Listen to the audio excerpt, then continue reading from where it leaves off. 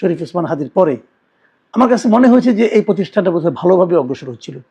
এই জন্য মনে হয়েছে যে এখন যারা দায়িত্বে আছেন তারা কিন্তু ইনকিলাব মঞ্চের পক্ষ থেকে একটা বড় দাবি করেছেন, এবং সেই দাবিটা কি, তারা দাবি করেছেন যে 24 ঘন্টা তারা একটা আলটিমেটাম দিয়েছেন স্বরাষ্ট্র উপদেষ্টা এবং স্বরাষ্ট্র বিষয়ক যে প্রধানমন্ত্রী উপদেষ্টা আছে, প্রধানমন্ত্রীর যে বিশেষ সহকারী আছেন খুদা বক্স চৌধুরী, তাদের দুজনকে। এখন হয়তো আপনারা বলবেন যে স্বরাষ্ট্র উপদেষ্টাকে দিলেই তো হয়, আবার খুদা বক্স চৌধুরীকে দিতে হলো কেন? না, দিতে হলো, দেওয়াটা দরকার ছিল।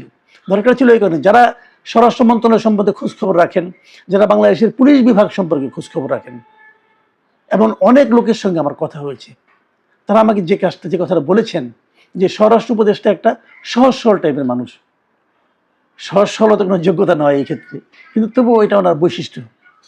যা কাজ পুলিশ যা করে অথবা যা করে না, যেখানে অগ্রসর হয় অথবা যেখানে থেমে থাকে, এই সব কিছুই নিয়ন্ত্রণ করেন আসলে এই খুদা বক্স চৌধুরী। এর কারণও আছে। এই ভদ্রলোক তো একসময় পুলিশেরই আইজিপি ছিলেন। পুলিশের এই সাবেক আইজিপিকেই তো প্রধান উপদেষ্টা তার বিশেষ সহকারী বানিয়েছেন এগুলিকে হেল্প করার জন্য, এবং এই জন্যই উনি বেসিক্যালি পুলিশকে, আইন শৃঙ্খলা বাহিনীকে নিয়ন্ত্রণ করেন। এ ধরনের কথা অনেকের কাছ থেকে আমি শুনেছি। কাজেই এবার উনাকে জবাবদিহিতার সামনে নিয়ে আসাতে আমার কাছে মনে হয়েছে যে ঠিক লোকটাকেই প্রশ্ন করা হয়েছে, ঠিক লোকটার কাছেই জবাব চাওয়া হয়েছে।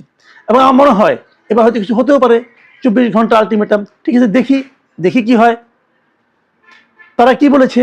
তারা বলেছেন যে এই 24 ঘন্টার মধ্যে ধরতে হবে যে কারা হত্যাকারীকে ধরতে হবে এবং হত্যার কারণটা উদ্ঘাটন করতে হবে। এবং তারপর তারা আরও জানিয়ে, তারা খুদা বক্স চৌধুরীকে, ব্যক্তিগতভাবে খুদা বক্স চৌধুরীকেই তারা দাবি জানিয়েছেন, ইনকিলাব মঞ্চের নেতারা, যে গত 1 সপ্তাহে পুলিশ কি কি কাজ করেছে তার হিসাবও জনগণকে দিতে হবে, প্রকাশ করতে হবে। মানে গত 1 সপ্তাহে আইন শৃঙ্খলা বাহিনী অথবা খুদা বক্স চৌধুরীর নেতৃত্বে পুলিশ বাহিনী তারা এই ওসমান হাদির হত্যাকারীকে ধরার জন্য অথবা হত্যা রহস্য উদ্ঘাটনের জন্য কি কি কাজ করেছেন তার হিসাব তারা চেয়েছেন। আমি জানি না কি হবে, তবে তারা এটাও বলেছেন যে 21শে ডিসেম্বর মানে রবিবার বিকেল 5:15টায় তারা আবার শাহবাগে মিলিত হবেন, এবং এ সময়ে সরকারের পক্ষ থেকে কি কি পদক্ষেপ নেওয়া হলো এবং কোন কোন পদক্ষেপকে তারা গ্রহণযোগ্য মনে করছেন, কোনটাকে মনে করছেন না, তার ব্যাপারে তারা পরবর্তী কর্মসূচি কি হবে সেটাও দেবেন। আমি আশা করব যে তাদের এই আলটিমেটাম সরকার সিরিয়াসলি নেবে, আর না নিলে যে আন্দোলনটা হওয়ার কথা সে আন্দোলনে সবাই যাতে থাকেন এই অনুরোধ আমি করব। এখন আমি আরেকটা কথা বলি, যে কথাটা নাকি বলা, আমি 2 দিন ধরে বলছিলাম ওটা নিয়েও, যে এই যে শরীফ ওসমান হাদি তার মৃত্যুকে কেন্দ্র করে এই যে মিডিয়াতে আক্রমণ করা, প্রথম আলোকে আক্রমণ করা। আচ্ছা, ব্যক্তিগত জীবনে আমি আবার বলেছি আপনাদেরকে যে শরীফ ওসমান হাদির সঙ্গে আমার ব্যক্তিগতভাবে পরিচয় ছিল, যোগাযোগ ছিল, আমরা মাঝে মাঝে কথা বলতাম। আমি কিন্তু হাদিকে পছন্দ করতাম, আমি বারবার বলেছি পছন্দ করতাম। কেন করতাম তার একটা নমুনা আছে, আপনি দিচ্ছি। যে এই যে জুলাই আন্দোলনে যারা ছিলেন তাদের অনেকের মধ্যে আপনি দেখবেন এক ধরনের অ্যারোগেন্সি কাজ করেছে, কিন্তু হাদির অ্যারোগেন্সির মধ্যে পার্থক্য ছিল, সে যে কথাটা বলতো লজিক দিয়ে বলতো, এবং তার অ্যারোগেন্সির মধ্যে আমি অন্ধত্ব কম দেখেছি।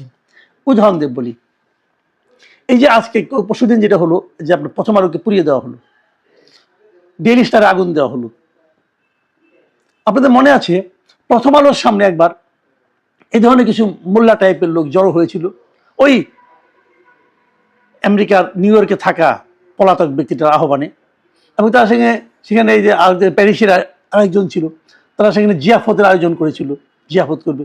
এই প্রসঙ্গে আপনারা কি মনে করতে পারবেন শরীফ ওসমান হাদি কি বলেছিলেন? আপনি ইউটিউবে যান, ইউটিউবে যে শরীফ ওসমান হাদির নাম দিয়ে বাংলায় লিখে প্রথম আলো লিখে আপনি সার্চ দেন, পেয়ে যাবেন। কি বলেছিল আমি সেটাকে আপনাকে একটু পড়ে শোনাই, আমি ওনার কাছ থেকে হুবহু নিয়েছি। তিনি প্রথম আলো প্রসঙ্গে বলেছিলেন যে বাংলাদেশের প্রত্যেকটা পত্রিকার একটা আইডিওলজি আছে, প্রথম আলোর সামনে যারা দাঁড়িয়েছে আমরা কি তাদের পক্ষে দাঁড়িয়েছি? আমি বলি না। আপনি পারলে প্রথম আলোর বিপক্ষে আরো 10টা প্রথম আলো তৈরি করেন, তার অফিসের সামনে আপনার কাজটা কি? আমরা এই কথা বলেছি।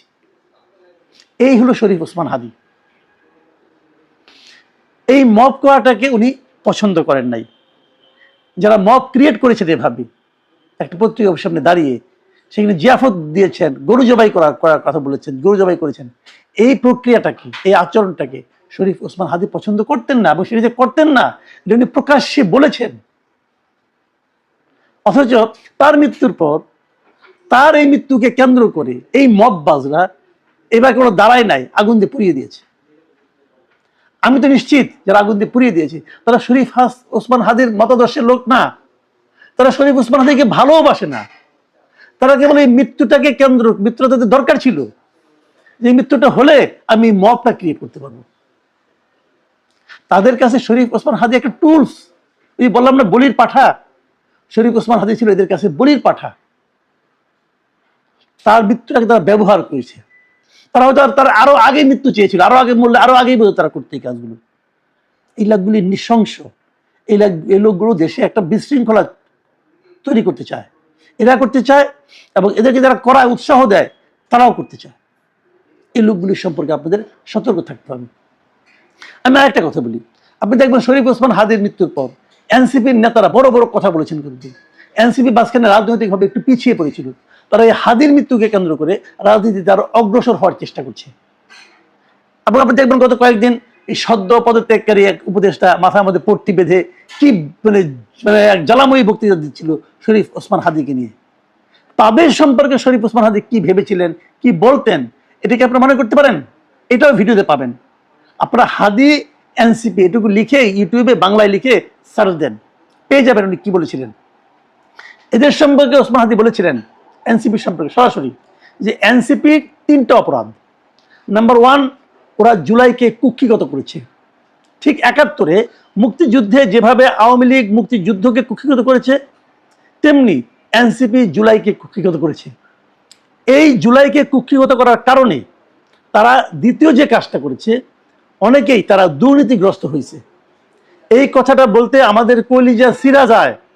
আজ থেকে 10 মাস আগে যে ছেলেটাকে দেখেছি সারা গায়ে আঘাতের চিহ্ন, সেই ছেলেটা, সেই সব ছেলে মেয়ে কিভাবে মাত্র 8-10 মাসের মধ্যে কোটি টাকার মালিক হইতে পারে, এই চিন্তায় আমাদেরও ঘুম আসে না। এই কথা কিন্তু শরীফ ওসমান হাদি বলেছেন। আপনি ইউটিউবে সার্চ দিয়ে দেখেন ভাই, এটা বানাই বানাই বলছি না। এরপরে আরো অনেক কথা বলেছেন। এরা কিভাবে দুবাইয়ে বিল্ডিং এর মালিক হয়েছেন, ফ্ল্যাটের মালিক হয়েছেন, এরা কিভাবে কোথায় কোথায় টাকা পাচার করেছেন, এবং কয়দিন পরে তারা যে বিদেশে চলে যাবেন, আমাদেরকে ফেলে চলে যাবেন, বিপদের মুখে রেখে চলে যাবেন, এই কথাগুলিও কিন্তু শরীফ ওসমান হাদি বলেছেন। এখন দেখবেন তাদের কান্নার শেষ নাই, তাদের বক্তব্যের শেষ নাই যে শরীফ ওসমান হাদি তাদের ভাই মারা গেছে, কি কান্না। তারাও শরীফ ওসমান হাদির এই মৃত্যুটাকে ব্যবহার করছে। তারা যদি শরীফ ওসমান হাদিকে ভালোই বাসত, তাহলে ওই সমস্ত অপকর্ম করার আগে 3বার চিন্তা করতো যে কাজটা আমার করা ঠিক হবে কিনা। তারা কেউ চিন্তা করে নাই। শরীফ ওসমান হাদি এদের সঙ্গে ছিলেন না, তিনি এদেরকে সমালোচনা করতেন। উনি যাদের সবচেয়ে বেশি সমালোচনা করতেন, সেই লোকগুলি এখন তার সবচেয়ে বড় প্রেমিকে পরিণত হয়েছে। নানা ঘটনা ঘটাচ্ছে নিজেদের সুবিধা লাভের জন্য, নিজেদের রাজনৈতিক ফয়দা লোটার জন্য। এইভাবে জিনিসটাকে দেখেন। হাদিকে শ্রদ্ধা করতে চান, হাদির কথাগুলো শুনে সেইভাবে শ্রদ্ধা করেন। হুজুকে মাতেন না। হুজুকে মাতলে ওই যারা তাকে নিয়ে রাজনীতি করতে চায় তাদের ফয়দা হবে, আপনার কোনো ফয়দা হবে না। আমি বারবার এই কথাটাই বলার চেষ্টা করছি। সমস্ত সমস্যার সমাধান হয়ে যাবে যদি হাদির খুনিকে ধরা যায়, এবং যদি জানা যায় কে তাকে পে করেছে, কে তাকে দিয়ে খুনটা করিয়েছে। হাদির ফ্যামিলি প্রশ্ন করেছে মাত্র 5-6 ঘন্টার মধ্যে, 6-7 ঘন্টার মধ্যে এই লোকগুলি সীমান্ত পার হয়ে গেল কিভাবে? নিশ্চয়ই তাদের ওখানে লোক ছিল। দেখুন, জুমার নামাজের পরে 2টার দিকে হাদি খুন হয়েছেন। 2টার পরে 7 ঘন্টা, রাত 9টার সময় কি সীমান্ত খোলা ছিল? তারা কিভাবে গেলেন? কেন কেউ ধরতে পারলো না? এবং তারা বাইরে চলে যাওয়ার পরে সঙ্গে সঙ্গে বিদেশ থেকে এক সাংবাদিক কি করে জানলো? তার কাছে তথ্য কে পাঠিয়েছে? যারা পাঠিয়েছে তারা কি তাদের ঊর্ধ্বতন কর্তৃপক্ষ পাঠায় নাই? তারা কেন ব্যবস্থা নিল না? কার নির্দেশে, কার ইঙ্গিতে? এগুলো সব বুঝতে হবে। ওই যে বলা হচ্ছে না, এই আন্দোলনের পরে যে গুপ্ত এক পার্টি থেকে আরেক পার্টির মধ্যে গুপ্ত হয়ে থাকে, সেই গুপ্তরা কিন্তু কেবল আওয়ামী লীগে গুপ্ত ছিল তা তো না ভাই। তারা সব জায়গায় গুপ্ত, যে গুপ্ত থাকতে পারে তারা সব জায়গায় গুপ্ত থাকতে পারে। গুপ্ত অবস্থায় কে কোথায় আছে তার অনুসন্ধান করাটা এখন জরুরি হয়ে গেছে। কারণ একটা কথা মনে রাখবেন, যদি হাদির বিচার যথাযথ না হয় এই দেশে, তাহলে কিন্তু এই ধরনের অপরাধ কমবে না, বরং বাড়তেই থাকবে। এবং অপরাধ বাড়লে তার প্রভাব জাতি হিসেবে আমাদেরকেও বহন করতে হবে। প্রিয় দর্শক, আমরা আশা করব এই আলটিমেটাম অনুযায়ী কাজ হবে এবং সরকার ব্যবস্থা নেবেন। এখনই পর্যন্ত।